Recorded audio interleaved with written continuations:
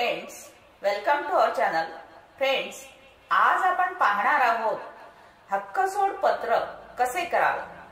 हक्कसोड पत्राची संपूर्ण माहिती. फ्रेंड्स, व्हिडिओ पूर्ण बघा, लाईक, कमेंट, शेअर करा आणि सबस्क्राइब करायला अजिबात विसरू नका. तर चला पाहूया आपण हक्कसोड पत्राची संपूर्ण माहिती. आपली स्वकष्टार्जित तसेच वडिलोपार्जित मिळकत असते. कधी कोणता प्रसंग येईल हे कोणालाही सांगता येत नाही. त्यामुळे आपल्या मिळकतीचे व्यवहार ज्ञान मुलांना तसेच आपल्या कुटुंबाला देऊन ठेवण्याची वेळ आली आहे. हक्कसोड पत्र कुणाकुणाला करता येऊ शकते? वडिलोपार्जित मिळकतीचे हक्कसोड पत्र करण्यासाठी काय करावे लागते? तसेच हक्कसोड पत्र करण्यासाठी मुद्रांक शुल्क व नोंदणी फी किती लागते? वडिलोपार्जित मिळकत म्हणजे कोणती मिळकत? अशा सर्व प्रश्नांची उत्तरे आपण या व्हिडिओमध्ये बघणार आहोत. तसेच वडिलोपार्जित मिळकतीचे हक्कसोड पत्र केले नाही तर काय होईल? स्वकष्टार्जित मिळकतीचे हक्कसोड पत्र करता येते का? तसेच हक्कसोड पत्र तयार करण्यासाठी कोणकोणत्या कागदपत्रांची आवश्यकता असते, म्हणजेच कोणकोणते डॉक्युमेंट्स रिक्वायर्ड असतात? तर या सुद्धा प्रश्नांची उत्तर आपण या व्हिडिओमध्ये बघणार आहोत. एखाद्याच्या मिळकतीत असलेला हक्क नसलेला किंवा वादग्रस्त असलेला हक्क, अशा वेळी तो हक्क सोडण्यासाठी हक्कसोड पत्राचा दस्तऐवज करून त्या दस्तऐवजाची दुय्यम निबंधक कार्यालयात नोंदणी करणे आवश्यक असते. अशी नोंद केलेल्या दस्तऐवजाद्वारे हक्क सोडल्यास दुसऱ्यासह हिस्सेदार व्यक्तीचा त्या मिळकतीतला हक्क वाढतो.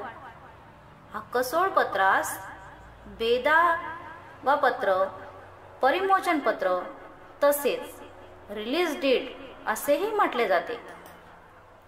बऱ्याचदा सहहिस्सेदार आपल्या त्या मिळकतीतला हक्क किंवा हिस्सा दुसऱ्याच्या लाभात मोबदला घेऊन किंवा विना मोबदला सोडून देतात. कोणत्याही मिळकतीत असलेला हक्क सोडण्यासाठी असे हक्कसोड पत्र तयार केले जाते.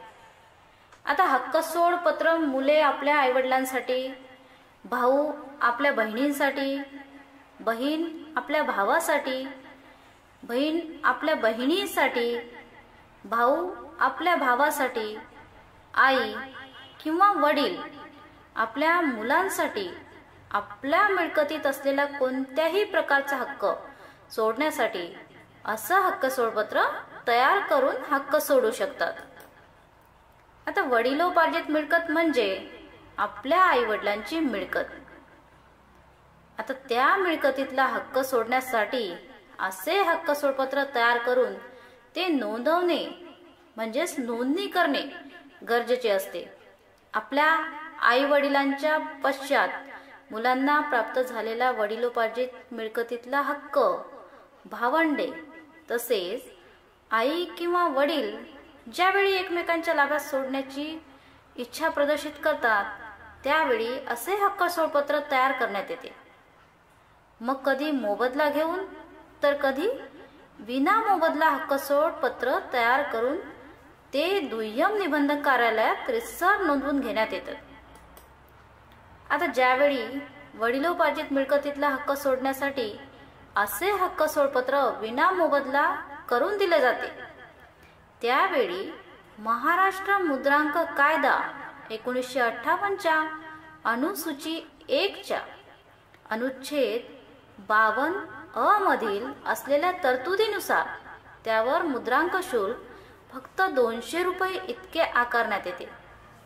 तसेच नोंदणी कायदा 1908 मधील टेबल ऑफ फी मध्ये असलेल्या तरतुदीप्रमाणे अशा हक्कसोड पत्रासाठी फक्त 100 रुपये नोंदणी फी आकारण्यात येते. अशा प्रकारे हक्कसोड पत्र तयार करून नोंदणी कायद्यातील तरतुदीनुसार असा हक्कसोड पत्राचा दस्तऐवज सहदुय्यम निबंधक कार्यालयात नोंदवतात व त्या आधारे सातबारा तसेच मालमत्ता पत्रकावरील नोंदणी फेरफार केले जाते. खरं तर अशी परिस्थिती अनेक वेळा उद्भवते. मागे राहणाऱ्या वारसदारांना काय करावे हे कळत नाही.